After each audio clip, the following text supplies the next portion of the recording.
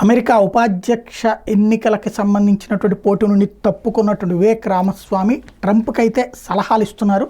అందులో ప్రధానమైనటువంటి immigration. Trump ప్రధానంగా 1 కోటి మందిని తిప్పి పంపిస్తానన్నారు. అట్లాగే చొరబాటుదారులు రానివ్వనని ప్రకటించినటువంటి నేపథ్యంలో 3 సూత్రాల పథకం చెప్పుకొచ్చారు. అందులో ఒకటి నో మైగ్రేషన్ వితౌట్ కన్సెంట్, అంటే అంగీకారం లేకుండా ఎవ్వరూ చొరబడటానికి వీలు లేదు.